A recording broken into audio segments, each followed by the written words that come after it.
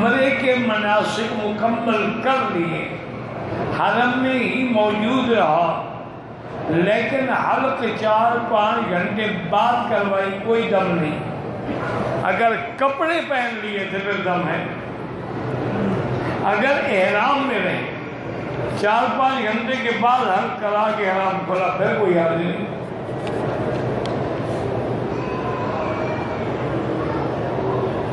کچھ لوگ مکے اور مدینے کے کبوتروں کو ثواب سمجھ کے دانا ڈالتے، کوئی بات نہیں، پرندوں کو بھی دانا ڈالنا ثواب ہی ہے، اللہ کی مخلوق ہے۔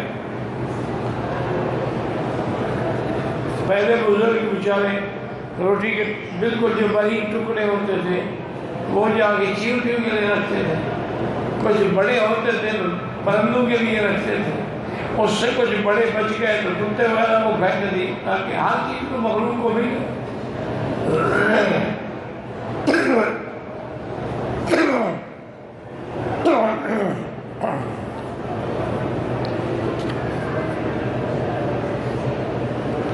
ایک عمرہ کرنے کے بعد دوسرا عمرہ کرنا ہو تو احرام دھونا چاہیے، کیوں دھونا چاہیے؟ پلید ہو جاتا ہے وہاں جانے سے۔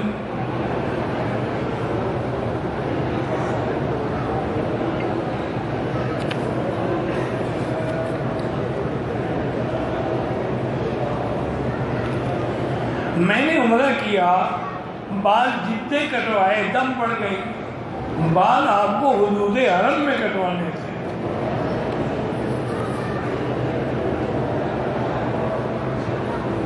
میں سروس کے لیے آیا، معلوم نہ تھا، عمرہ کرنے کے بعد ہر کی یہاں کروانا تھا، جتنے کٹوائے دم پڑ گئی۔ 1400 سال گزر گئے، تمہیں معلوم نہیں تھا، تمہیں جدے کا معلوم تھا، پاسپورٹ بنوانے کا معلوم تھا، ہوائی جہاز میں بیٹھنے کا معلوم تھا، صرف یہ معلوم نہیں تھا۔ پوچھ رہے تھے، اب پوچھ رہے ہو، پہلے پوچھ رہے تھے۔ آپ کی درخواست ہے کہ میری شادی کے لیے دعا کریں، میں آپ کے لیے دعا کروں گا، آپ میرے لیے دعا کریں، اللہ کرے کہ ہم دونوں کی شادی جلدی ہو جائے۔ نہیں اس میں ہنسنے کی کیا ہے، تم شادی کرو تو ٹھیک ہے، میں کروں تو ہنستے ہو، اس کی وجہ اصل یاد رکھو کہ شادی کی ضرورت تو انسان کو ہوتی ہی بڑھاپے میں۔ شادی صرف عیاشی کا نام تو نہیں ہے، وہ تو تمہاری رفیقہ حیات ہوتی ہے، وہ تمہارا لباس اور پردہ ہوتا ہے۔ اب میں جس بیماری میں ہوں، میری بیوی بیچاری خود صاحب فراش ہے، وہ تو بیچاری حمام نہیں جا سکتی ویل چیئر کے بغیر۔ اب میں اپنے شکے میں ہوں اکیلا، دکھ ہے، سکھ ہے، تکلیف ہے۔ ایک دوست ہے بیچارہ، وہ میرے ساتھ رات کو سوتا ہے،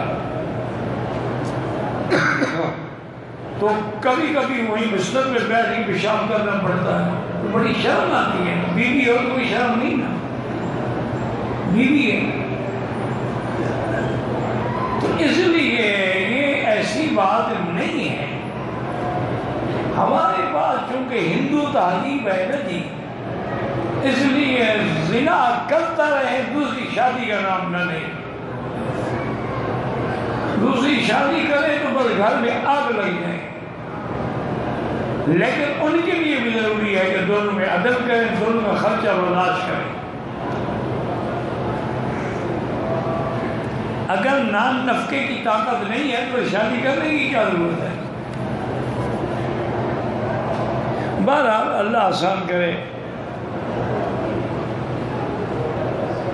کہتے ہیں جی کہ پلاٹ پہ تعمیر شدہ گھر ہے، گھر ہے، وہ گھر کی زکوٰۃ نہیں ہوتی، کرائے پہ دیا ہوا ہے تو جو کرایہ آئے گا اس کی زکوٰۃ ہے۔ گھر میں جو فرنیچر پڑا ہے اس کی زکوٰۃ نہیں ہوتی، کہ کرسی کی الگ ہو اور میز کی الگ ہو اور بیڈ کی الگ ہو، یہ نہیں ہوتا۔ گھر تم نے رہنے کے لیے بنایا ہے، زکوٰۃ ہی نہیں ہے۔ گھر تم نے کرائے کے لیے بنایا ہے، جو کرایہ آئے گا اس پہ زکوٰۃ۔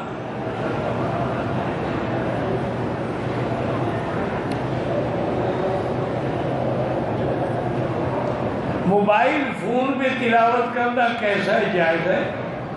کیوں نہ پڑھو، پڑھنا ہی ہے نا، وہ کاغذ پہ چھپا ہو یا ٹیلی فون پہ چھپا ہو۔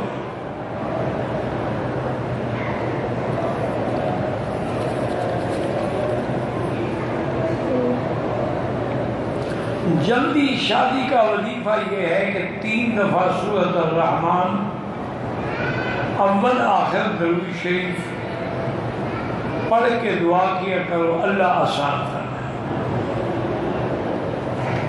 لیکن ہوتا وہی ہے جو رب چاہتا ہے، تقدیر فیصلے کر چکی ہوتی ہے۔ کسی آدمی کو حضرت ابن عباس نے ایک کلمات بتلائے کہ اگر تم یہ پڑھ لو تو ایکسیڈنٹ میں تمہیں نقصان نہیں ہوگا۔ وہ کہتے ہیں اللہ کی شان ہے، جیسے میرا ایکسیڈنٹ ہوا مجھے پڑھنا ہی بھول گیا۔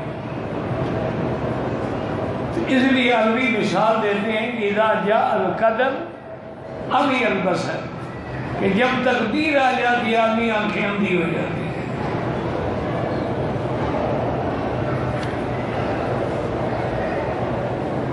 طواف کر کے زندہ رشتے داروں کو نہیں بخشا جا سکتا۔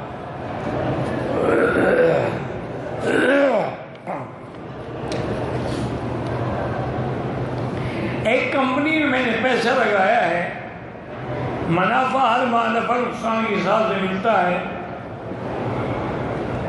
تو ٹھیک ہے، نفع نقصان کے حساب سے ہے تو ٹھیک ہے۔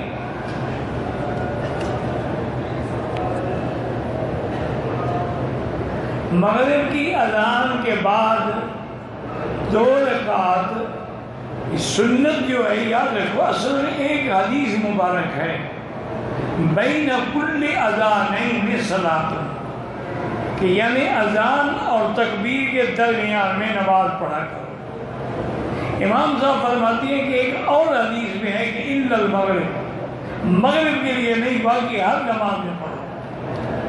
اسی لیے کیونکہ آپ دیکھتے ہیں نا حنفی مسلک میں مغرب کی اذان کے بعد فوراً نماز کھڑی ہو جاتی ہے، وقت ہی نہیں ہوتا۔ ان کے نزدیک کیونکہ 2 رکعت پڑھنا جائز ہے، یہ وقفہ دیتے ہیں کہ وہ پڑھتے ہیں الحمدللہ، نہیں پڑھتے الحمدللہ۔